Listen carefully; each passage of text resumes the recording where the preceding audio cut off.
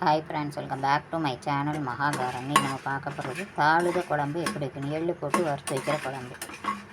இது டேஸ்ட் நல்லாயிருக்கும். இது வந்து வெண்பொங்கல், சக்கரை பொங்கலுக்கெலாம் ரொம்ப டேஸ்ட்டாக இருக்கும் தாளித குழம்பு.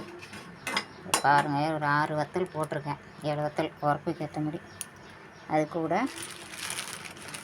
கொஞ்சம் உளுந்தம்பருப்பு லைட்டாக போட்டால் போதும். 1 டீஸ்பூன் போட்டால் போதும். அது கூட கொஞ்சம் அரிசி, கொஞ்சம் பச்சரிசி அதோட போட்டுக்கலாம். 2 அரிசி, உளுந்து, வத்தல் 3 போட்டிருக்கேன். அது 1 டேபிள் ஸ்பூன், இது 1 டேபிள் ஸ்பூன். உளுந்து 1 டேபிள் ஸ்பூன், பச்சரிசி 1 டேபிள் ஸ்பூன். ரெண்டையும் போட்டு நல்லா வறுத்துக்கிறோம். எள்ளு கடைசியில் போட்டால் போதும், கறி விடும். இதெல்லாம் வறுத்துட்டு எள்ளு போட்டால் போதும். இது வறுக்கட்டும். லைட்டாக பெருங்காயப்பொடி,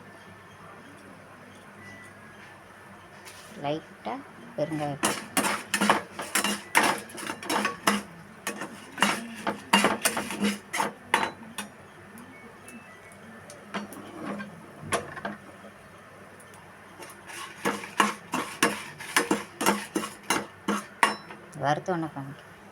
இப்போ இதெல்லாம் பொரிஞ்சிடுச்சு. அதாவது அரிசி, உளுந்துலாம். இப்போ ஒரு டேபிள் ஸ்பூன் போட்டால் போதும். எள்ளு அதிகம் போட்டால் கசப்பு கொடுக்கும். 1 டேபிள் ஸ்பூன் அளவுக்கு நம்ம எள்ளு போட்டுக்கிறோம்.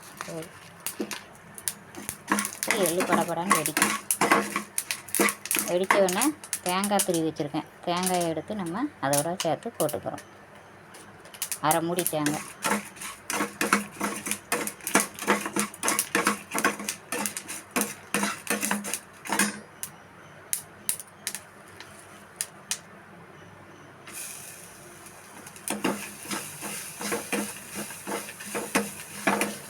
தேங்காயை போட்டாச்சு. எள்ளு வாசனைக்கு லைட்டாக போட்டால் போதும். 1 டேபிள் ஸ்பூன், 3/4 டேபிள் ஸ்பூன் கூட போட்டால் போதும். அதிகமாக போட்டால் கசப்பு கொடுத்துரும். இது வறுத்துட்டு காமிக்கும். இப்போ தேங்காய் வறுத்துருச்சு. ரொம்பலாம் செவக்காக இருக்க வேண்டாம், ஓரளவுக்கு வறுத்தா போதும். இந்த வாசனை வர அளவுக்கு வறுத்தா போதும்.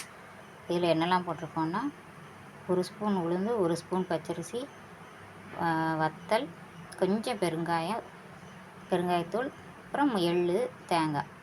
எள்ளு கம்மியாக போட்டால் போதும். 3/4 டீஸ்பூன் போட்டால் போதும். ஏன்னா குழம்பு கசப்பு கொடுத்துரும். இப்போ எல்லாம் வறுத்தாச்சு, ஆற வச்சுட்டு காமிக்கிறேன்.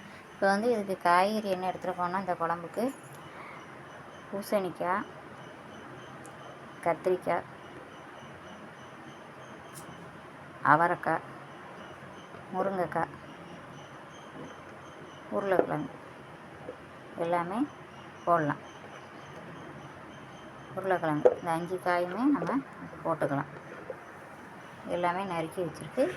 இப்போ காமிக்கிறேன் ஃப்ரெண்ட்ஸ். இப்போ ஒரு உருண்டை புளி ஊற வச்சு வச்சுருக்கேன்.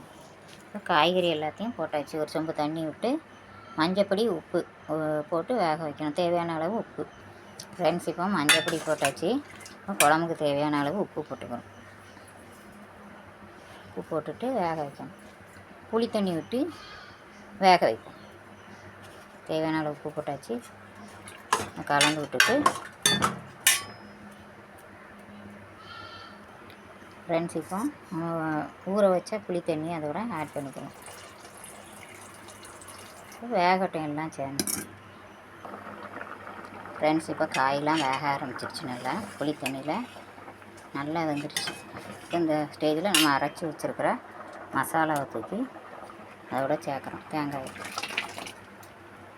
இதுக்கு வெங்காயம்லாம் போட வேண்டாம், தக்காளிலாம் போட வேண்டாம், பருப்பும் போடக்கூடாது. இந்த குழம்புக்கு இந்த தேங்காய் மசாலா இருக்குல்ல, உளுந்து அரிசிலாம் போட்டிருக்கோம். அந்த இதுலேயே கொஞ்சம் கொழுப்பாக ஆயிரும் குழம்பு. ஃப்ரெண்ட்ஸ், இப்போ குழம்பு கொதிக்க ஆரம்பிச்சிருச்சு. மசாலா போட்டு இந்த ஸ்டேஜில் நம்ம அடுப்பை ஆஃப் பண்ணிடணும். சுவையான தாளித குழம்பு ரெடி. இது வெண்பொங்கல், சக்கரை பொங்கலுக்கெலாம் சூப்பராக இருக்கும். பச்சரிசி சாதத்துக்கு போட்டு சாப்பிட்டா நல்லா சூப்பராக இருக்கும். நீங்களும் ட்ரை பண்ணி பாருங்கள் ஃப்ரெண்ட்ஸ். ஓகே, இந்த வீடியோ பிடிச்சிருந்தா லைக் பண்ணுங்கள், ஷேர் பண்ணுங்கள், கமெண்ட் பண்ணுங்கள். என்னோடய சேனலை மறக்காமல் சப்ஸ்கிரைப் பண்ணி பாருங்கள். Okay, thank you.